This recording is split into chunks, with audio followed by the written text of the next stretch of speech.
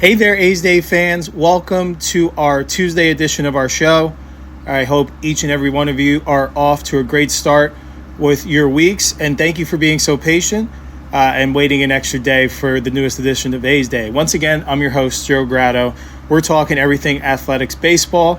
Today is Tuesday, October 21st, and we are going to continue on with our season in review, breaking it down by position groups. Today, we're going to be talking about the bullpen. This is truly going to be the episode edition of Jekyll and Hyde, because that is how the bullpen performed as a whole in the first half as compared to the second half. For the better in the second half, indeed. We'll get into that a little bit later on. And then we will also be just going through our first Mock GM Offseason plan as if we were going to be the general manager. So we've got about 6 or 7 moves we would make. This will definitely be altered as we work our way through the offseason. Just different ideas, just to get creative with it as we remain patient for the next time that we are able to watch the green and gold in action. So I just thought it'd be a fun little segment, fun little what-if role play that we can walk through too as a community here. And then before we get on out of here, we announced it on our Bases, Barrels, and Ball Players podcast episode yesterday. We'll do the same here. If you are listening to both, we do appreciate it. But we are going to talk about our media organization going through a little restructure for the positive as we work closer and closer towards our goal of becoming a full-time media platform, both at Bases, Barrels, and Ball Players and A's Day here too as well, because the more full-time and the more time that I can put into this, the better high-quality content that you, the lovely audience, are going to be able to receive. Everybody wins at the end of the day. So this is what we're passionate about, talking about baseball, talking about the A's as well. And we are so thankful for each and every one of you continuing to show up for us as I continue to be here and show up for you. So without further ado, after the opening music, we'll get to our topics of the discussion and continue on with our season in review segments. Holy Toledo, let's go A's.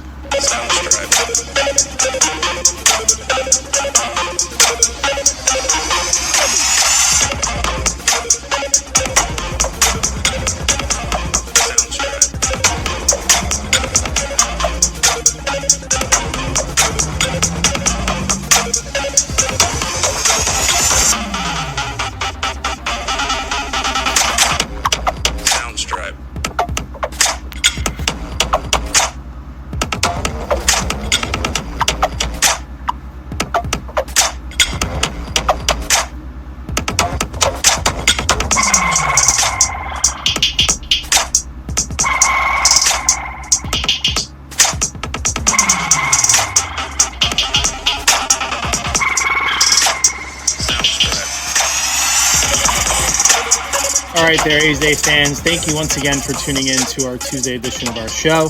Hope you all are off to another productive week and remaining patient and optimistic as we get days and days closer to unveiling the 2026 A's after they finish this season on such a promising note. Just left you wanting for more, waiting for more at the end of the day. So we'll have to remain patient. Until then, we're going to continue to pump out these off-season episodes to keep us all engaged. And, you know, we're still wrapping up 2025 here, doing these season in review segments. But once we complete those, I know here at A's Day, it's over and done with. And our continued focus will remain on telling the story of the A's franchise through players who have donned the green and gold in the illustrious history of the Athletics. And then also any off-season moves that are made. And then we'll continue to do different segments to keep us all engaged too as well. Very exciting times for the A's. They are moving in a positive direction.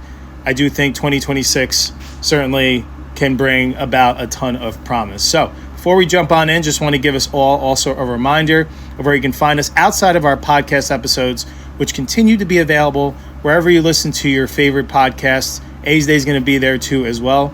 Be sure to tune in with us on Apple Podcasts, Amazon Music, Podbean, iHeartRadio, so much more. Wherever you can find a podcast, I believe A's Day continues to pop up. So that's very exciting. And then on our social media channels, be sure to follow along on Instagram at A's Day Baseball Podcast, on X, formerly known as Twitter, at A's Day Baseball. And be sure to check us out on our YouTube channel at A's Day Podcast for video editions of these episodes if you are watching. And then we also we have created player content with guys on the A's with 18 different players throughout spring training, which was shout out to Visit Mesa for sponsoring our trip down there this past February. That was a great start and foundation for being able to create baseball content for you, the lovely audience. We hope to make it down there for 2026 as well. Time will tell. But we are going to continue to pump out exciting content. We do have a content trip already planned. We'll get into that in a future episode 2 as well. So lots of exciting things to look forward to for us here at A's Day and for you, the lovely audience. So be sure to continue to check us out, like, subscribe our YouTube channel, and to be an official subscriber of A's Day, be sure to check us out on our Patreon site, patreon.com/A's Day for just $2 a month. You'll be entered to win monthly A's Day t-shirts, A's autographed memorabilia, future A's game tickets, and so much more as we are able to grow this platform collaboratively. And as a reminder, be sure to check out our GoFundMe campaigns for our media production and as well as our trip to Arlington in April to cover the A's Rangers series. We will have official announcement of that. Our GoFundMe campaign is live, so be sure to check us out on those websites. Every little bit will go a long way for helping us achieve our goal of turning into a full-time media platform. So thank you for each of you that continue to listen to us, and we're here for the long haul, and we're excited. The best is yet to come. All right, let's jump into our season review. So we're going to rip through a lot of these candidates rather quickly, just going to give you their statistics, maybe a couple thoughts, and move on. Just because this first conglomerate of arms didn't make a huge impact on the 2025 season. They were under 10 games in terms of appearance, so we're not going to give them a formal grade. I don't think there's enough of a sample size to go off of to fully judge their performance on the year. So just some names, if you forgot, they were on the roster this year. So left-handed reliever. And again, we are going to start in ascending order, starting from the pitchers that appeared the least amount of games on the year all the way through the most appearances. So that's why maybe as we're going along here, some of these names will sound more and more familiar. So first, we'll start with left-handed pitcher, reliever Angel Perdomo. In 2025, he appeared in 4 games, had a 5.40 ERA. In 3 1/3 innings pitched, allowed 2 hits, 3 walks, 2 Ks, and a 1.50 whip. Definitely had a bigger build for a left-handed reliever. You could see how it could be a very uncomfortable at bat. From what I remember, it just didn't seem like the command was there consistently, hence why he did have limited action at the end of the day. Next guy, Eduardo Nunez. So they, I believe, acquired this reliever in the trade with the San Diego Padres, where they acquired an abundance of pitching prospects and Leo DeVries as well. But Nunez in the 2025 year, he appeared in 6 games, a 1-0 record with a 9 ERA, in 8 innings pitched, allowed 9 hits, 7 walks, 9 Ks, and a 2 whip. So definitely, I think this is someone that has promise for the future. Just didn't seem like he was ready to make an impact at the major league level this year. And from what I saw, it seemed like everything was elevated in the strike zone. He was falling behind hitters too frequently, and having to pitch in hitter advantageous counts is not going to be a recipe for success unless you have some good defense behind you, or you happen to miss some barrels. He definitely had a higher barrel rate in those appearances, but there is definitely promise. There's electricity to his stuff. I think him just mapping out a better pitch sequence. I think at the end of the day, when he gets a full spring training at a big league camp, which I think he will for the A's in 2026, I think when he gets his feet more grounded, I think you're going to see a better version of Nunez. It seemed like he was just thrust into the fire, and the moment was a little bit too big for him. No fault of his own, but this is someone that does have the potential to have closer stuff. And the A's, that is going to be a big question mark heading into 2026. Who is going to be their bona fide closer? That is absolutely going to be an open competition, and you're going to see a lot of guys throw their hat in the ring for that role. And I do think Nunez will be in that discussion. Not sure if he'll win out that competition, but hey, we'll have to see how his development goes over this offseason and how he performs during spring training competition through training sessions and then also spring training game appearances too as well. So I do think Nunez is someone to mark and keep an eye on. I do think for 2026 and beyond, his ceiling is pretty high. Next guy that appeared out of the A's bullpen was Anthony Maldonado. Veteran, appeared in 6 games, had a 12 ERA, 6 innings pitched, 10 hits allowed, 5 walks, 7 Ks, and a 2.50 whip. My memory of him from this year was someone that they did acquire later on in the year but didn't really pitch a lot of meaningful at-bats. It seemed like it was in a mop-up role, with whether they were up or down by a significant margin. Just someone that was brought in to be an innings eater. From the numbers, didn't seem quite effective. I don't believe this is someone that is going to be part of the 2026 A's plans, but definitely appreciate the efforts and best of luck in his future major league endeavors. I'm sure there have teams that have accepted his services in the past. I do think he does have the opportunity to be effective. Again, just seemed like someone that was catching a little bit too much of the plate and hitting in more hitter advantageous zones. Next up is Michel Otañez. On the 2025 year, he appeared in 6 games, no win-loss record with a 13.50 ERA, 5 1/3 innings pitched, 7 hits, 5 walks, 6 Ks, and a 2.25 WHIP. He's someone that I feel like has so much potential, has been plagued by the injury bug, unfortunately. Just can't stay on the field. And availability is dependability, and that's what you need for a team that's ascending to postseason aspirations. I do think he's someone, again, you bring back and see what he has, but you can't, unfortunately, count him in this time until he proves it, that he can consistently stay on the field and make an instant impact or a positive impact at the back end or middle of that bullpen. He's got cutting stuff, and with his movement on his pitches, it seems like it's a very uncomfortable at bat, but unfortunately, he just seems to issue the free pass a little bit too much. He has high strikeout, high walk stuff, which you do see from more relievers than not. But I do think the walk rate's a little bit alarming, and you do wonder if the time missed is affecting him being able to have that consistent command and have that consistent feel. Hopefully comes in 2026 refreshed and renewed, because I do think the potential is there, but he just unfortunately didn't show it in 2025. Next up was Scott McGough. He appeared in 6 games, had a 7 ERA, 9 innings pitched, 12 hits allowed, 1 walk, 11 Ks, and a 1.44 WHIP. Again, he was someone that was brought on later on in the year. Definitely, I think, served his role, which was being an innings eater in a game that had a significant margin one way or the other. I do think there were times he just was a strike thrower and just unfortunately couldn't miss barrels consistently. And you can see with the 11 strikeouts in 9 innings, he definitely was working his strikeout stuff and letting his defense work. And if he was going to get beat, the opponent was going to earn it. He did only walk 1 batter in 9 innings, but they did collect 12 hits. So I do think they had some offensive success against him. I don't think it was anything hard. I don't think it was anything that jumps off the page. I think he's someone, if you do need that depth, he's someone you can call upon again later in the year. But I do see him being a fringe long reliever / start at AAA type of guy. I do think he does serve his purpose. I'm not sure if he'll be in the thick of the A's plans for 2026. Okay, now we are going to get to the guys that we're going to do a little bit deeper of a dive on and give a grade. So I don't know how deep we'll go with some of these guys. Some of it's pretty clear cut and dry, and then others we'll want to highlight some of their performances. But we'll start with their free agent signing. They signed Jose Leclerc, who was formerly with the Texas Rangers for the entirety of his career. This was the first time that he did enter free agency and was playing for a different team. And it just didn't work out from the start. He was quite ineffective. On the year, he appeared in 10 games, had an 0-1 record with a 6 ERA, and 9 innings pitched, allowed 13 hits, 5 walks, 8 Ks, and an even 2 WHIP. It just didn't seem like he had it from the jump. He did end up having his season cut short due to injury. He was placed on the 60-day IL. And then after those 10 games, we didn't see or hear from him again. Just definitely an unfortunate occurrence. On paper, it seemed like a great signing to bolster the back end of your bullpen, to complement with Mason Miller, who was your closer at the time, but it just wasn't meant to be. And, best of luck with Leclerc in his future MLB endeavors.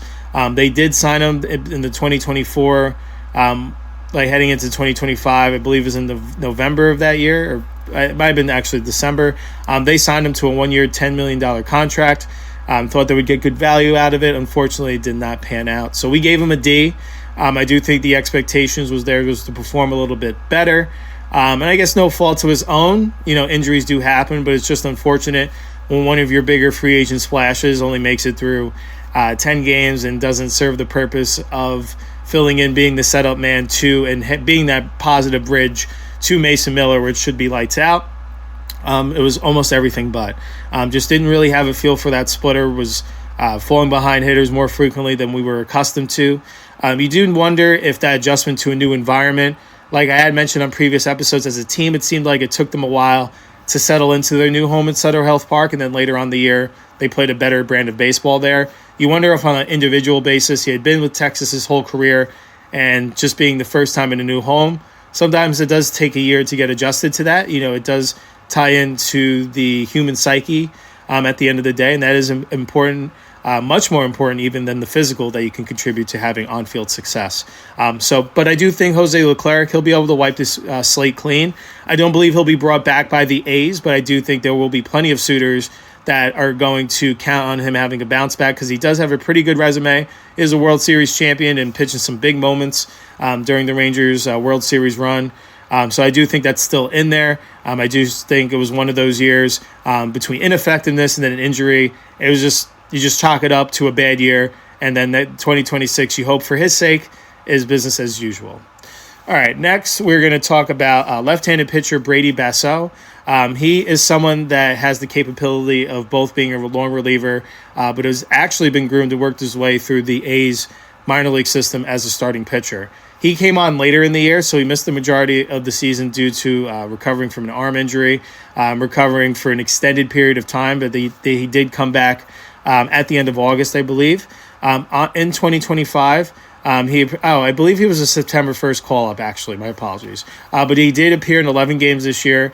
He went 1-1 on the year with a 2.31 ERA, and 11 2/3 innings pitched, allowed 12 hits, 9 walks, 8 Ks, and a 1.80 whip. So this is a guy that's also been plagued with injuries, and he's had such promise from a left-handed pitcher. He does have pretty upside-worthy secondary stuff. It's just the fastball that hasn't left many to be desired. Just the velocity with the spin hasn't necessarily been as effective as they hoped.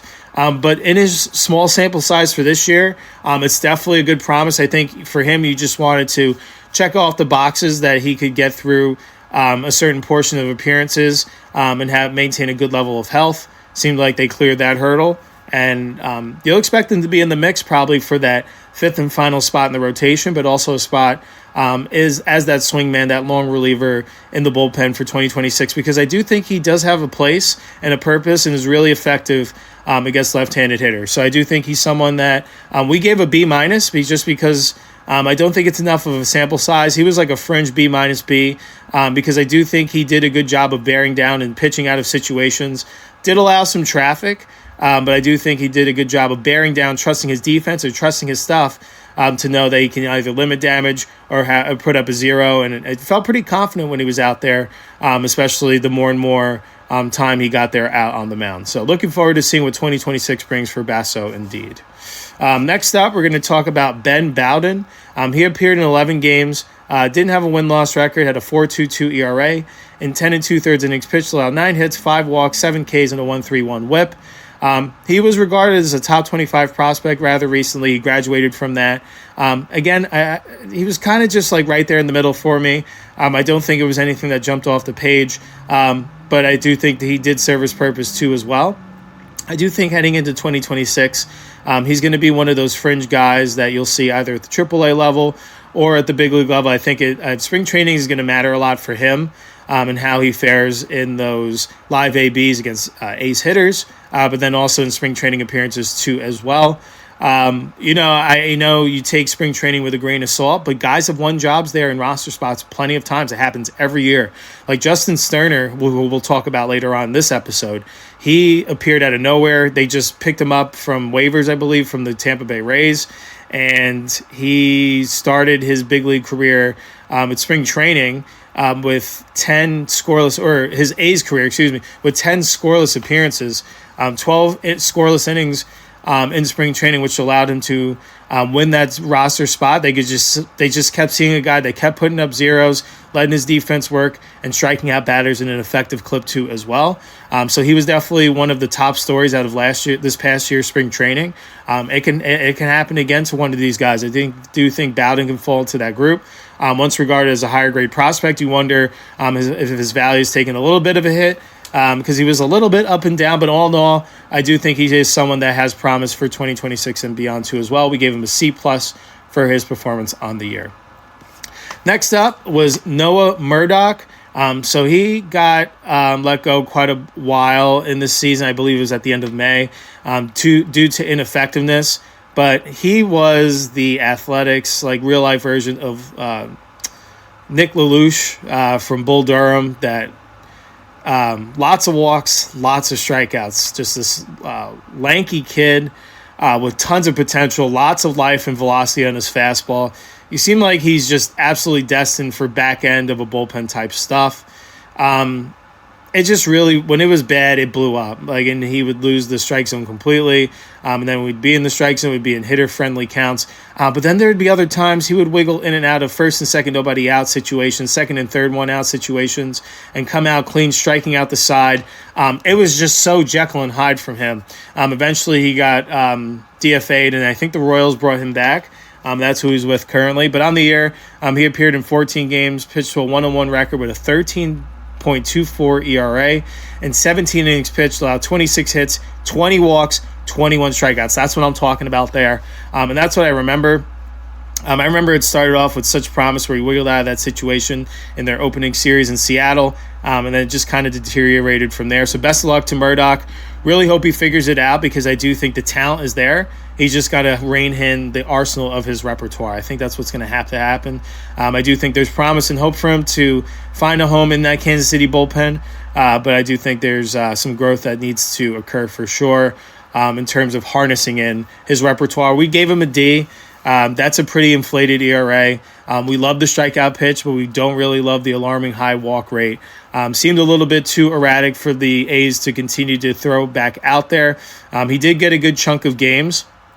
I think you saw what you were going to get. I thought he would be someone that you would keep in your minor league system and continue to develop, but I guess they just saw him potentially as pretty far gone at this point. They do have a ton of other bullpen options I guess they feel more confident in.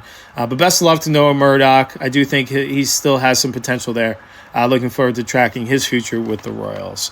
All right, next up, we are going to talk about Grant Holman. On the year, he appeared in 22 games, pitched to a 4-2 record with a 5.09 ERA. In 23 innings pitched, allowed 26 hits, 9 walks, 17 Ks.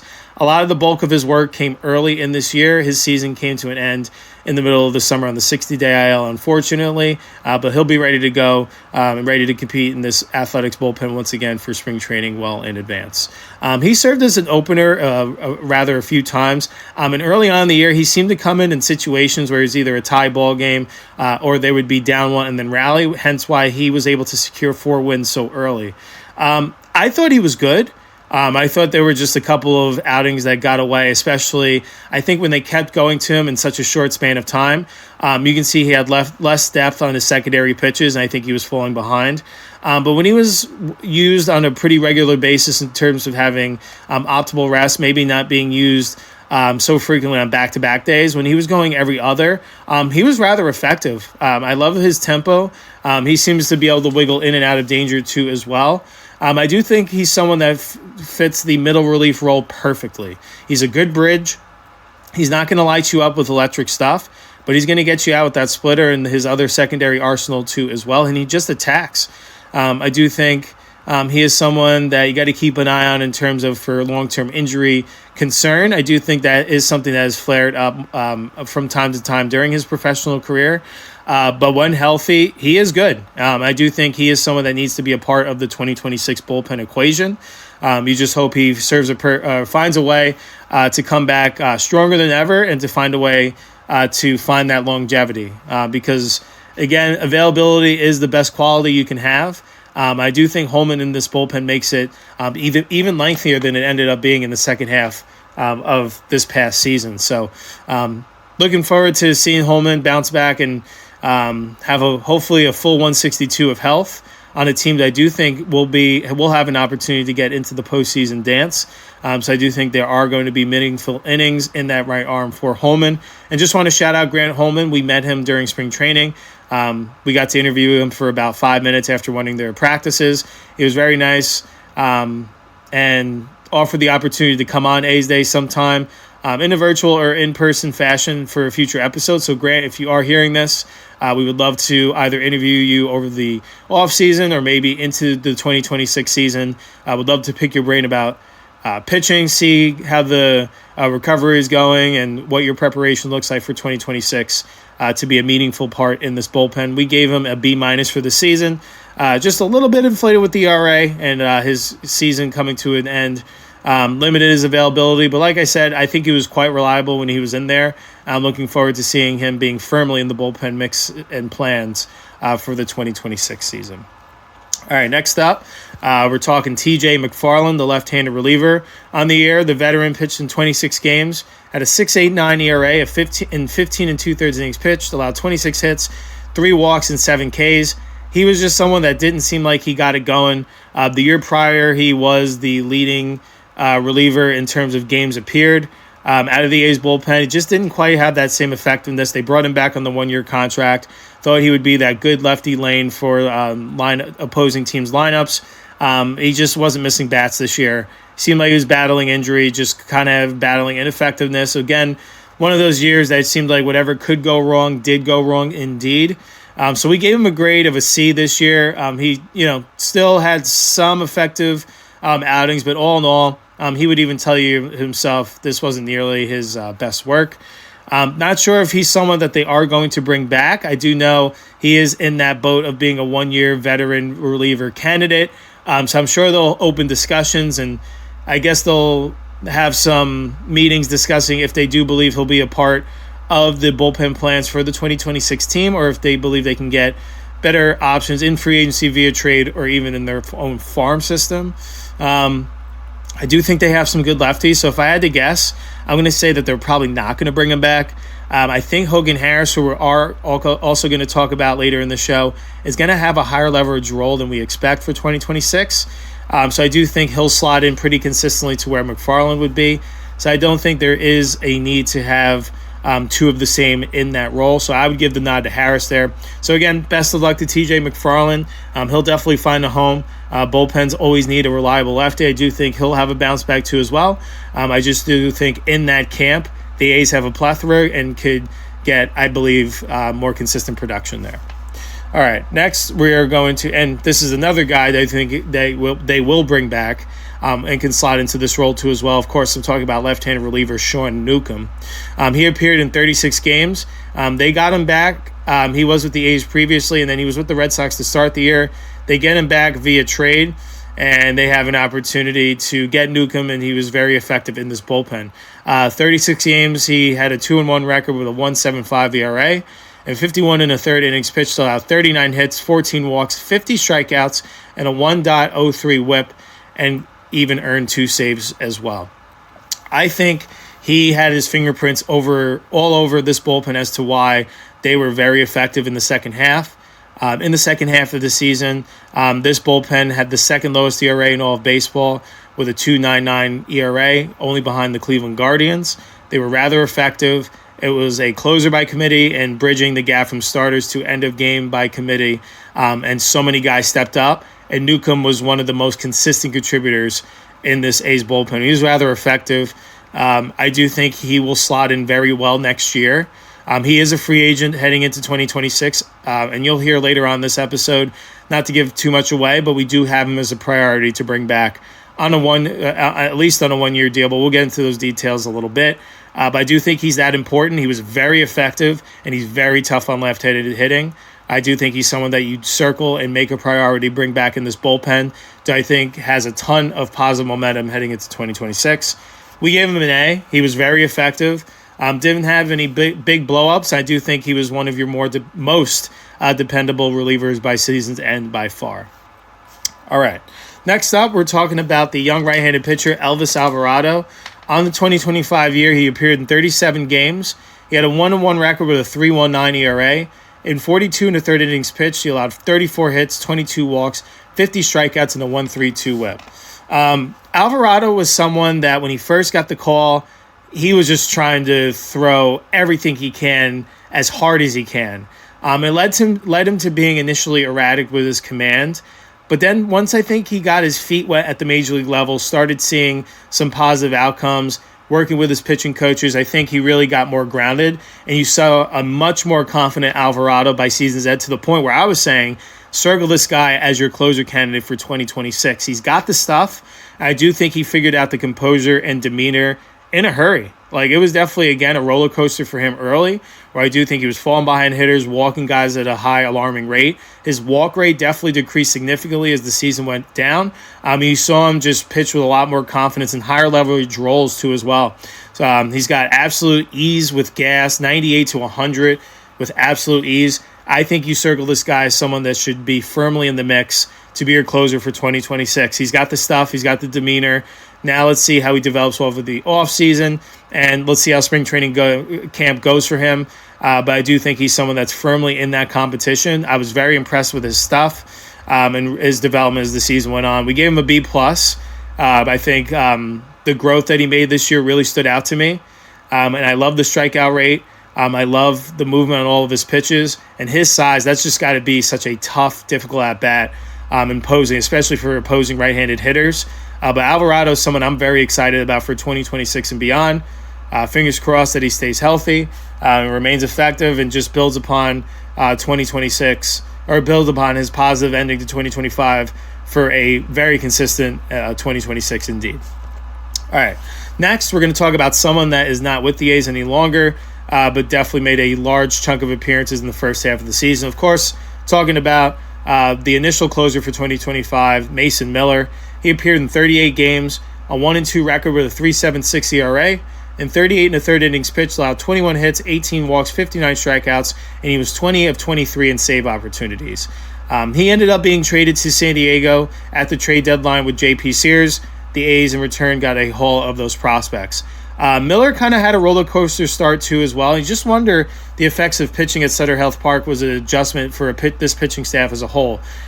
Even Miller was quite ineffective for over the first month and a half, but then he just reached back and found some road success, and then brought that back to Sutter Health Park and was looking like the Reaper Miller had been for the majority of his career once he transitioned to the bullpen and then the eventual closer. Just absolute gas. 103, 104 with ease. Sad to see him go, but I do think it was the right move, and I do think it is a move that helped both teams, more the Padres in the present, but I do think it's really going to pay off for the A's in the long term. I do think you got two potential back-end relievers possible within the next year or two in Nunez and Baez. And then, according to some scout and executives, they've said that they've compared Leo DeVries potentially as the next Juan Soto. Of course, I'm talking about the number one prospect in the A's organization and the number 3 prospect in all of baseball. He's only 19 years old, or will be 19 years old at season start next year. So there's a lot to like to supplement this young core that's developing.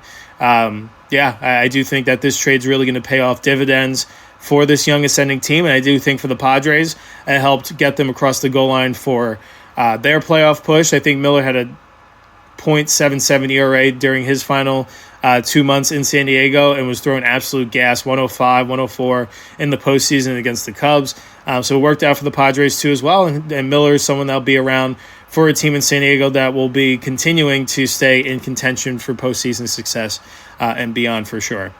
So I do think that's one of those trades we'll look back on. I do think Padres will have more immediate success with that, and I do think the A's will have long-term there for sure.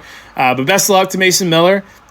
He's always a joy to pitch, and I'm sure he'll continue to remain at his all-star level. Looking forward to seeing him on the in the National League circuit. Hopefully the A's get to him when they face off next year, but aside from that, I wish nothing but good things for Miller. Definitely had a very strong career with the green and gold. Sad to see him go, but looking forward to seeing how the rest of his career goes with the Padres and wherever else he may end up in the future, because that's the life of a reliever these days. We gave him a B just because I think how the season started. ERA was a little inflated, blew some of those saves early. He rebounded into all-star form by the trade deadline, but just holding him to the standard that I know he's reached, and I do think will continue to reach. His ceiling is still very high. I just don't know there's better in there, and he showed that in San Diego, so just giving him a grade on his performance during his time with the A's this year. All right, next we're going to talk about reliever Michael Kelly. He appeared in 42 games, had a 4-4 record with a 3.18 ERA, and 39 and 2/3 innings pitched, allowed 32 hits, 19 walks, 29 strikeouts, and a 1.29 whip. He was very effective. I thought he was one of the more consistent and reliable right-handed options out of the bullpen. I just feel like every time he would come in, he would limit damage, get out of tough situations, would be pretty efficient with his outings too as well. I loved the way he would be able to get strike one pretty frequently. And he ended up getting some back end of the bullpen appearances too as well, higher leverage roles. He really never blew up. It just seemed like a consistent pulse from Kelly. So he's someone that I hope they bring back. Gave him a B+ for his performance. I love every time when he would come in, would just feel an air of confidence. And he seemed like he's someone that gets better the more you use him. He's someone that it seems like when he gets extended time off, he gets a little bit rusty and it maybe catches a little bit too much of the zone, or may be a little bit off of his command, being slightly erratic on those days. But when he's getting the ball on back-to-back days, which is the lifeblood of a reliever, it seems like he gets better and better. I'm very excited to see where he fits into the 26 bullpen. It's got to be somewhere with that middle relief back-end type, because I do think he's someone that can consistently help preserve bridging that gap from the starter to your eventual closer. So looking forward to seeing him. Hopefully he is in the full plans for the A's bullpen in 2026. Next up, someone else who I hope and believe will definitely have a big role for the A's in 2026 is going to be Hogan Harris, left-handed pitcher. For his career, he did come up as a starter, worked his way back and forth between the bullpen and the rotation. He is in that swingman role, seemingly has found some newfound success out of the bullpen, and we'll get into his numbers. On the 2025 year, appeared in 48 games, had a 2-1 record and earned 4 saves at a 3.20 ERA. In 64 and 2/3 innings pitched, allowed 54 hits, 33 walks, 65 strikeouts, and a 1.35 whip. He was absolutely dominant from August on. He had a sub-1 ERA in 20-plus innings pitched, having that increased strikeout rate. He seemed to really get nasty at the back end of games. He ended up grabbing the closer role more, I think, the most out of the closer by committee role. I do think it just mattered where the opposing team was in their lineup, and it just seemed like the ball was getting put into Harris's hands pretty frequently. He's wiggled out of some tough situations. Remember him getting out of a base-loaded situation, nobody out, second and third and one out, without allowing any damage. I do think he lives for that big moment, and his pulse is really steady. And I do think he's someone that needs to, I think, scrap that swingman role. I do think, I'm sure the competitor in him wants to have another opportunity, another crack in the rotation. But after what I saw in that second half of the season, he was at the center of the lifeblood of this resurgent A's bullpen in the second half of the season.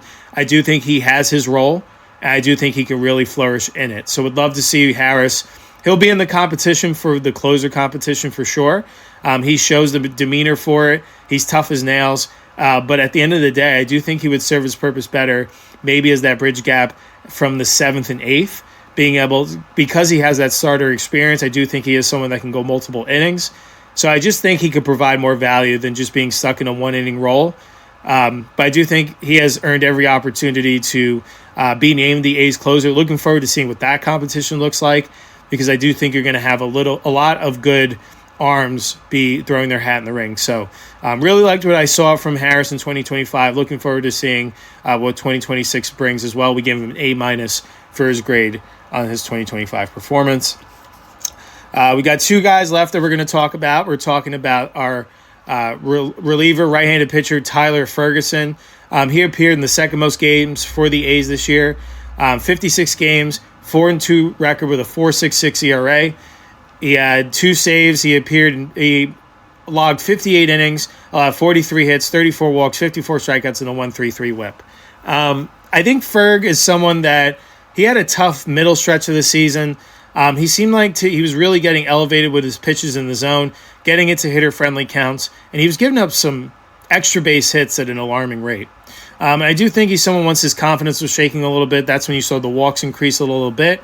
But then you saw at the back end, he started being more of the Ferguson that we have come to know.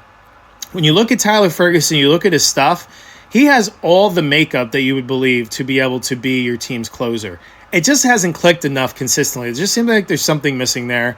I do think it's a command issue, and hopefully that's something that he can take into 2026. He's also going to be firmly in that race for that closer role. There's going to be a lot of candidates, so I do think you're going to star that as one of the top storylines at A spring training. Who's going to be your closer? You're going to see a lot of guys attempt to earn that role. It should be fun. Competition is a privilege.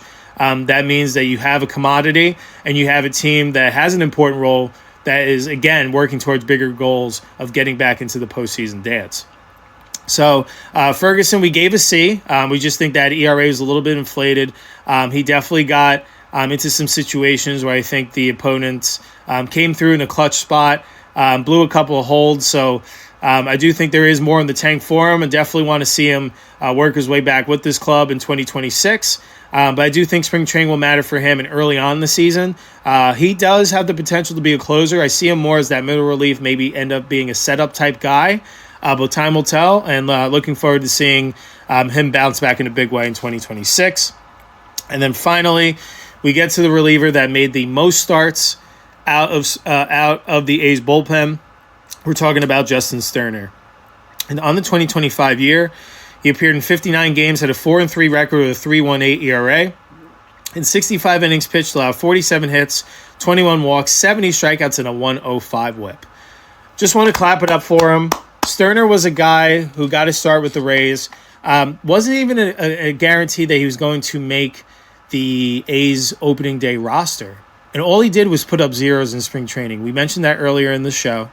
And he was the model of consistency from start to finish. He had a rough patch in the middle of the summer, as does every professional at some point. It's never smooth sailing the whole way. It's a long season.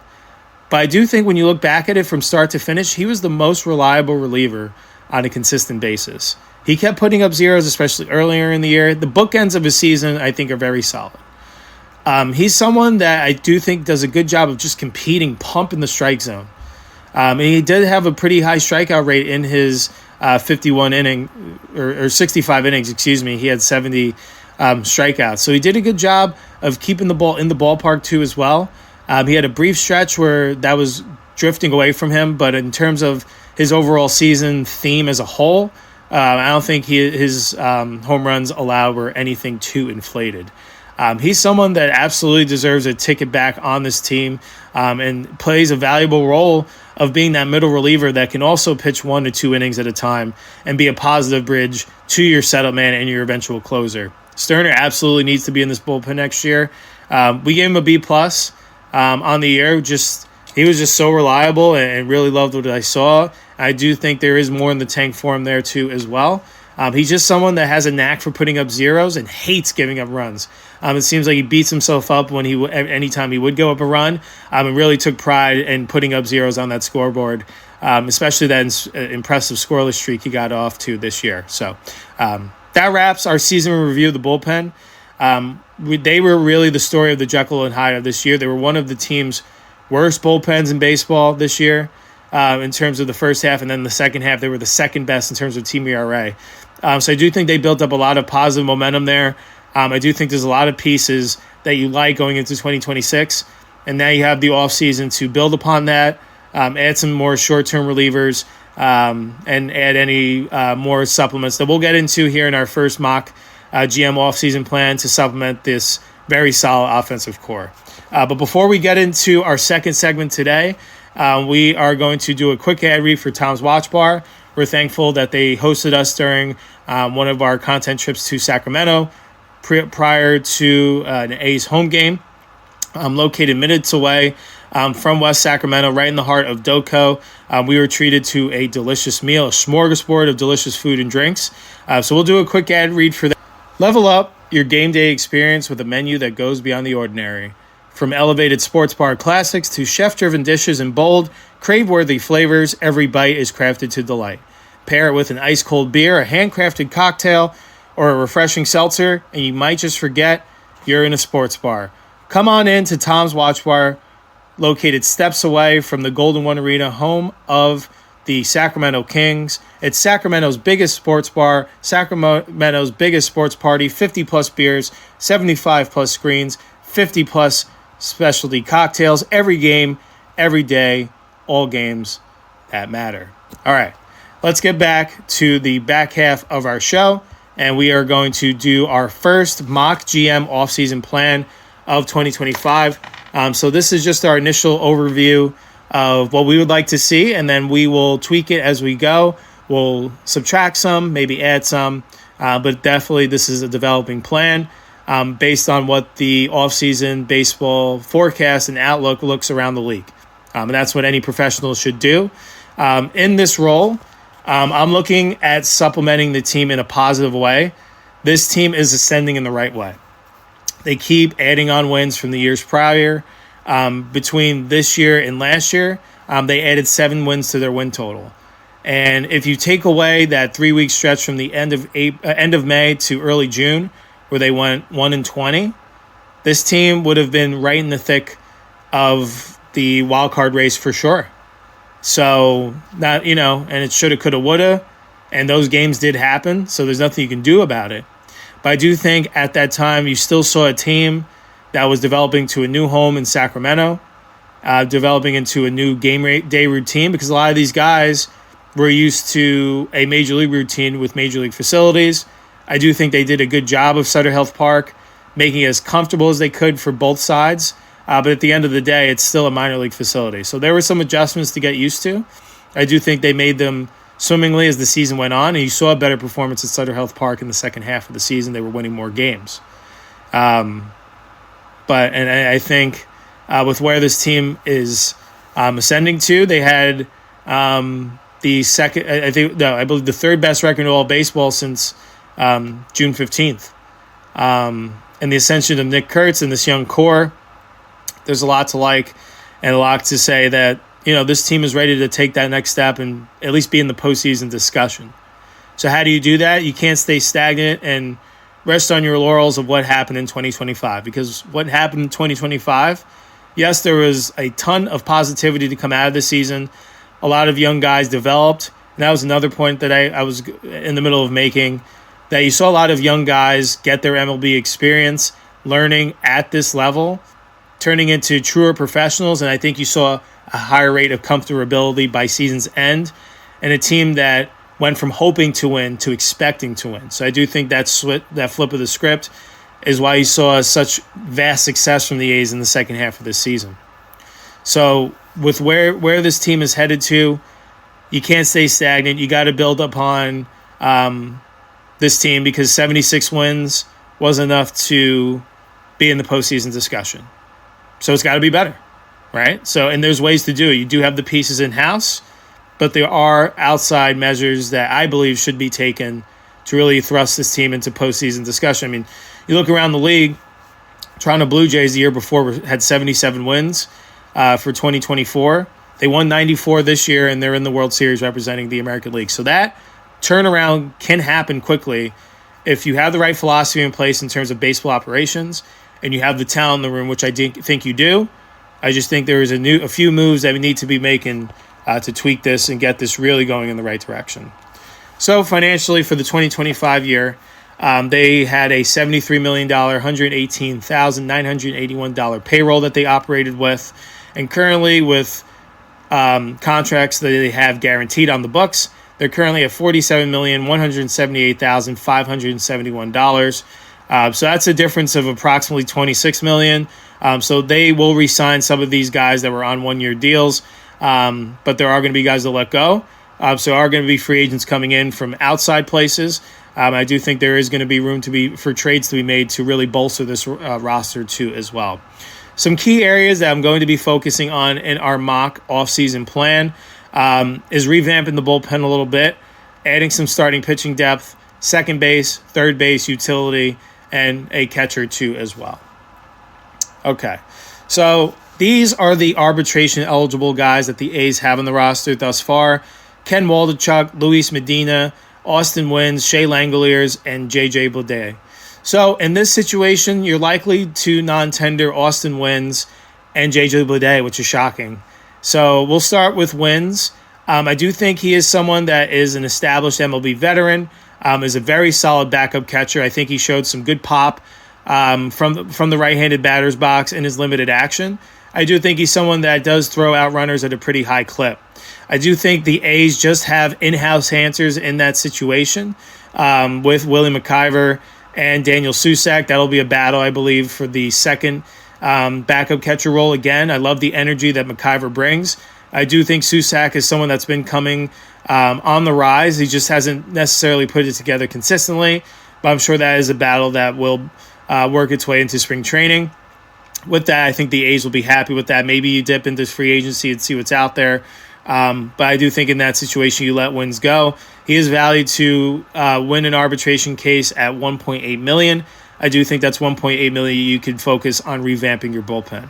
And the other non-tender, I do think you'll save. Yeah, he's valued at $4 million due to his years of experience. Is JJ Bleday. So heading into this year, what a crazy change of events. Heading into this year, JJ Bleday was someone that I thought had all-star aspirations. I love the way that he ended the 2024 season. He has all the tools to be a solid baseball player all across the board. Has good power, hits gap to gap, normally does a good job hitting the ball to the opposite field. Pretty good defender, and has above average base run ability. None of that came to fruition in 2025, and it was such an alarming season that I believe with the A's outfield depth that they have currently at the major league level, but then coming through their farm system too as well, I just don't think there's going to be room for Bleday on this roster. I do think that's a $4 million that you can save for other areas of this team too as well. So I do think in this situation, I would non-tender him. Free agents that they have from this 2025 year of note are Jose Leclerc, who we mentioned earlier in the show.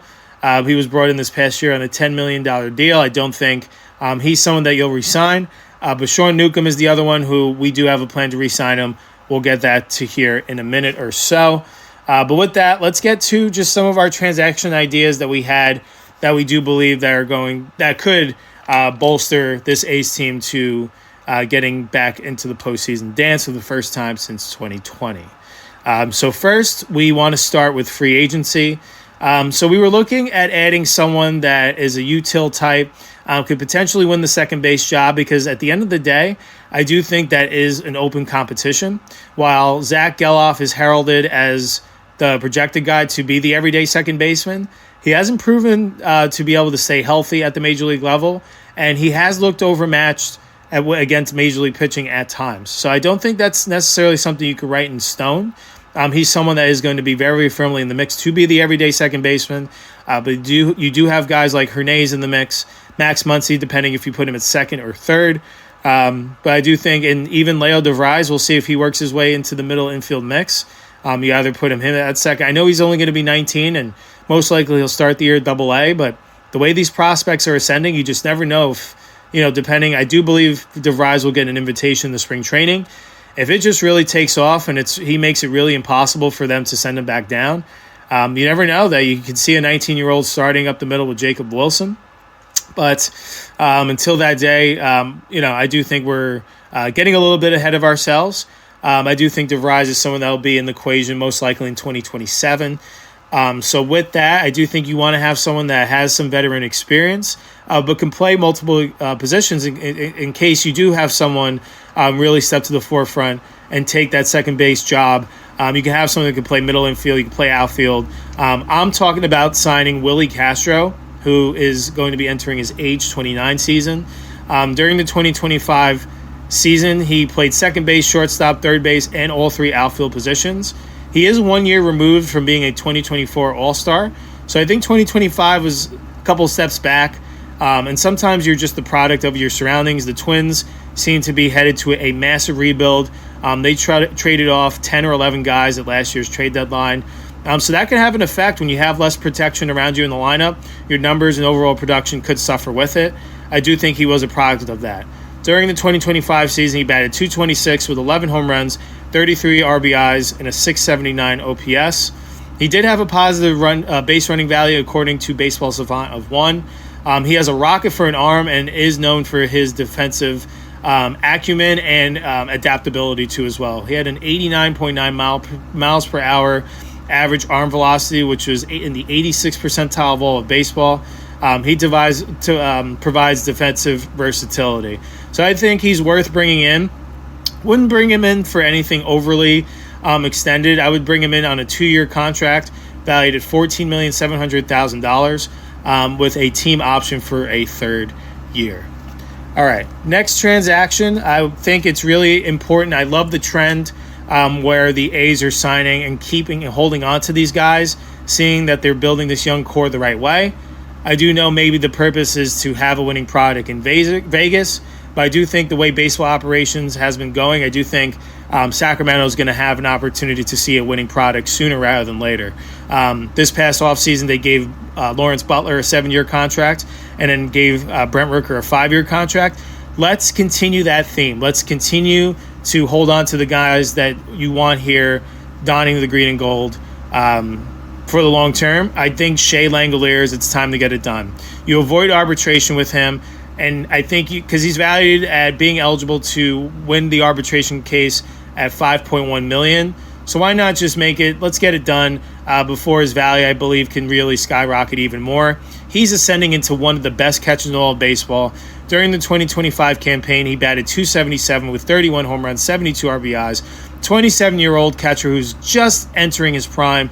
And if it wasn't for the big dumper Cal Raleigh up in Seattle, you would have heard a lot more Shea Langoliers talk on the national circuit. I believe he's really that good.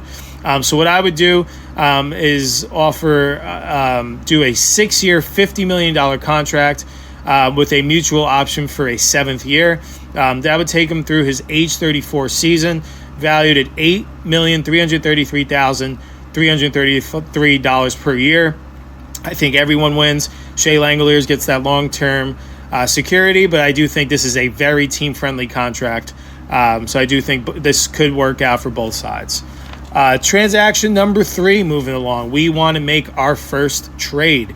We want to highlight one of the other areas where I don't think it's a necessarily pressing need, but I do think you can make a strength even stronger. You never know in terms of you can never have enough pitching, because it's safe to say that not everyone that breaks camp in your starting rotation and everyone that makes starts, unfortunately, it's more times than not all 5 guys in that rotation are going to make it through scot-free in terms of health for the duration of a full major league season. That's just not in the cards as often anymore these days. So you want to bolster what I think is going to be more of a strength in 2025, make it even stronger. I would like the A's to make a trade with the Minnesota Twins. Like I mentioned, they are in a rebuild. I do think they're in the process of collecting young prospects that I think can make an impact at the major league level within the next 3 years. 2 to 3 years, I would say. How about this trade? Athletics acquire right-handed pitcher Pablo Lopez and cash considerations in exchange for outfielder Colby Thomas, Henry Bolt, and Zach Geloff. So the cash considerations can help cover 25% of the remaining contract Lopez is owed over the 2026 and 2027 seasons. He's owed $43 million due to a 5-year contract he signed with the Twins a few years ago. The Twins would be sending over approximately $11 million in this deal. I do think this deal significantly bolsters the rebuild for the Twins. I do think this really bolsters the A's starting rotation. Imagine slotting in a 3 with Severino, Lopez, Springs, and then Jacob Lopez and Luis Morales too as well. That would be a very fearsome 5 that I do think the A's can make some noise in 2026 with. I do think this trade, it's important. While I do think the A's has some financial flexibility to take on the payroll, I do think any little bit will help so they can spread out the money to cover other areas of need on this team too as well. I do think the reason why I included those outfielders is because I do think the A's have a plethora of outfield talent at the major league level and that are coming on the rise. You are going to see the return of Denzel Clark. Recently drafted Devin Taylor has a lot of promise too as well. And like I mentioned, if you sign a guy like Willie Castro, he can be in the outfield, add some depth there too as well. I do think he would be in the running for that second base job. That's why I included Geloff in this trade. Got to add this value. I do think there's a lot of upside on Thomas, Geloff, and Bolt. But I do think this is a trade that ends up, again, helping the A's, I think, more in the shorter term, and I think this time in the Twins for the long term as well. So I'd love to see them make a creative deal like that. But let me know your thoughts, if I'm crazy or not. But I do think this would be a very exciting trade for both teams. Transaction 4, we have mentioned this a couple times during this episode, but I do think you make it a priority to re-sign Sean Newcomb. Re-sign him to the bullpen. I do think it was an integral part. He was very effective, one of your most reliable guys that you knew was going to get a consistent out. Bring him back in a 1-year, $3 million contract. All right. We've got three more transactions to go through. These next three are going to be focused on free agency. I would love, and I actually grouped them all together. I want the A's to bring in 3 relievers to really make this bullpen a weapon. I'm going to start from ascending order. I want to bring in 2 veterans in Gregory Soto and Kyle Finnegan. I want to bring in a veteran lefty and a veteran righty. Bring both of those guys in each for 1 year, $6 million contract. I do think these are guys that can bolster that back end of the bullpen situation where it's been all hands on deck. And I just think if you can add depth there and bring some more veterans that can teach some of these younger guys, that I do think they're going to serve long-term roles. I do think spending $12 million there will have a lot more value. Just aside from the on-field performance that these guys can bring, I do think, like Severino, who provided so much off-field wisdom in terms of development, the mental psyche of a pitcher, I do think 2 veteran relievers like that. And I would love to, for the A's, for the final bullpen edition here, to really make a stamp this offseason, go on a little bit of a spending spree, and honestly confirm your closer role. I do think those other guys that could be in the mix are going to really have a plethora of options for setup guy, middle relief, and longer relief roles. I do think you can really lengthen out this A's bullpen, make a splash, sign Ryan Helsley. He's going to be a free agent. He's been with the Cardinals. The Mets traded for him mid-year. He's heading to the free agent market. Give him a 3-year deal, $49 million value, which is $16 million and change per year. I do think this is someone that will absolutely give you that certainty, that Mason Miller type, but you can have him for a little bit shorter period of a time. But I think you have him for that postseason run that you think, or that postseason race that I think they'll be in this year. You can have him for those initial years in Vegas too as well. I think you gave him a player option here as well to sweeten the value of this deal a little bit. I do think you have to get creative here. There's going to be a lot of suitors for his services, but I would love to bring in someone established and bona fide to really put a stamp and to signal to A's fans everywhere, hey, we're not selling out the farm to go all in for this year, because still the bigger picture is going to be 2027 and beyond. But I do think this would really signal that, hey, we are adding to this payroll and really believe in this young offensive core, and this continuing to improve starting pitching depth can carry us to places that we're really hoping to go in terms of baseball organization and player operations goals, which I do think this team has the opportunity to have that turnaround, continue to win more games, and be in firm position to be in the postseason discussion, to be in the postseason dance. My last thing of note here before we get to the last topic of discussion for today, I would like to see some more internal extensions. I think I've seen enough from these 3 young stars, and I think before their value significantly increases, this will add to your payroll, which can help you get closer to that threshold in terms of what's normally required for dividend shared tax revenue. Not that I think that's necessarily as policed as we would like, but you do see that the A's have an opportunity to maybe get this payroll to the $85 million, $90 million range. That would be an improvement for this year.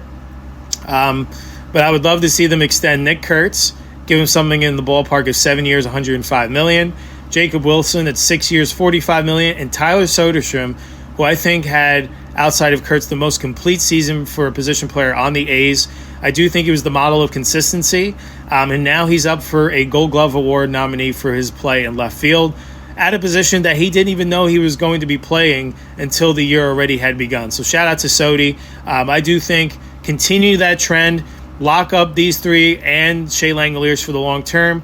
You have this young offensive core. It's time to start building these pillars towards a team that I think can start having some postseason success sooner rather than later.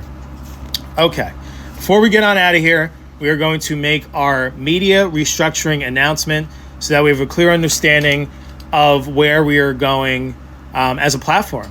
Because like I had mentioned at the top of the show and on episodes previous, we do have here A's Day, which we do provide twice a week, as well as baseball content on our social media and YouTube channels. But we do also have our Bases, Barrels, and Ball Players podcast, which is the same format as A's Day, but the difference is we cover all 30 teams in baseball and minor league organizations too as well. So our next step is wanting to host both of these podcasts under one entity. So I'm the host of this show and of Bases, Barrels, and Ball Players too as well. It's going to operate by yours truly too as well. So nothing is going to change. We're just taking the proper steps to reach our goal of being that full-time media platform, because the closer we get to that, once we are full-time, the content that you are going to be able to see is going to be even more entertaining and diving even deeper than we already have in our first year thus far. So it's going to be called Gratzilla Media Productions, and we appreciate our A's Day fans who have consistently been with us. If we have Bases, Barrels, and Ball Players listeners that just out of curiosity are listening on this platform too as well, thank you so much. But we announced this on our Bases, Barrels, and Ball Players podcast episode yesterday. It's going to be business as usual. We are going to be releasing 2 podcasts per week on each platform. Nothing is going to change there. We're just taking the steps necessary, and it's going to make it a lot more efficient for our business outreach growth, because we are going to need business supporters to be able to help fund getting to reach our full-time media platform status. So if you know anybody, if you're listening, that wants to contribute in any way via our GoFundMe campaigns or wants to be a corporate sponsor of Gratzilla Media Productions, which would don the honor of being proud sponsors of A's Day and Bases, Barrels, and Ball Players too as well, reach out to Gratzilla Media Baseball Productions, Gratzilla Media Productions at gmail.com. That'll be the best way to reach yours truly. We definitely would love to set up some B2B Zoom calls or phone calls, or be more than happy if you're out here in California to meet in person to discuss further. We accept sponsorship and support of all shapes and sizes, but that's basically all it comes down to. We want to have this become a full-time entity, so it's a lot easier for us to be able to do that, housing it under one umbrella. And we do have our website up and running too as well. It's Gratzilla Media Productions.my.canva.us. It is posted on our social media sites too as well. So if you didn't catch that, it is posted on our Gratzilla Media Productions on our Instagram. Be sure to follow along that. We are going to post content from A's Day and Bases, Barrels, and Ball Players on there too as well. And then eventually, once we are a full-time entity, we'll be able to grow on different project ideas that we'll have that will be housed by solely Gratzilla Media Productions too as well. Be sure to give us a follow on Instagram. Be sure to follow us on X, formerly known as Twitter, at Gratzilla Media 7. And be sure to continue to subscribe to our Patreon sites and our YouTube channels too as well. We appreciate each and every one of you. This is an exciting step. So the way that you indulge our media content or baseball content, nothing of that is going to change. We just wanted to provide that positive update because we want to let you know that we are remaining steadfast with our mission and goal to become a full-time baseball media content outlet, to be able to increase our quality of content and growth with you, the lovely audience, and to be able to continue to grow our great game to new heights. And with that, that brings our show to a conclusion, our Tuesday edition this time. We appreciate each and every one of you for continuing to tune in with us. Hopefully your weeks are off to a positive start. On today's show, we did our final position group in terms of the season in review. We talked about the bullpen. We gave our grades on relievers that had 10 games or more appeared with the green and gold this year. And then later in the show, we dove into our first mock offseason general manager plan. We gave you about 7 different transactions, including extending internal candidates, working the free agent market, and even implementing a trade too as well. We'll be sure to implement future mock drafts or mock offseason plans throughout this offseason. We'll definitely give you a heads up when the next one will be. That's not going to be an every week, every episode thing. But when we feel it's necessary, we'll let you know. We'll make updates to it based on the forecast of baseball as a whole. And then we wrapped up today's show just announcing that we are operating under Gratzilla Media Productions, an exciting day. So that Gratzilla Media Productions, as a reminder, is going to be home to A's Day and Bases, Barrels, and Ball Players podcast, which covers all of our MLB teams. Nothing is going to change. A's Day will still be offered twice a week on your favorite podcast platforms, on the same social media channels, and via our YouTube channels. And we still have our Patreon subscription available. Tell your friends. We're excited to grow closer and closer to becoming a full-time media content platform. We'll be back on Friday. We will conclude with the season in review segment. Will be done and over with. We are going to do one as a team as a whole. So that will be a lot shorter than the ones that we have done focusing on position groups.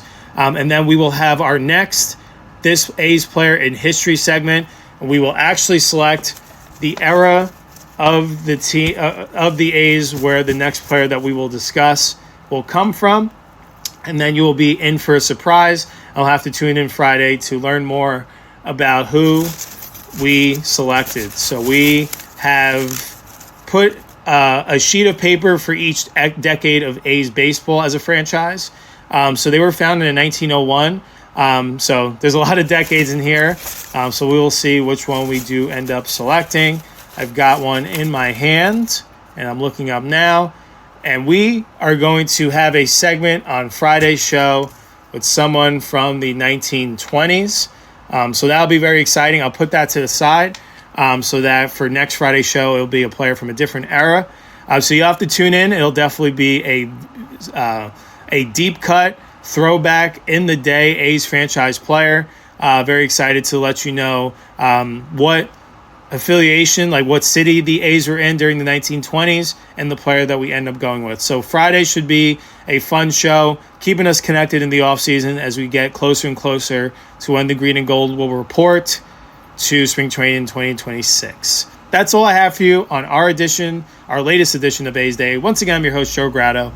Thank you for spending part of your Tuesday with us. Hope you all have a great week, and we'll be back on Friday, continuing on this A's Day off-season edition as we get closer and closer to the dawning of a new season. Have a good week, everyone. See you again Friday. Holy Toledo. Let's go A's.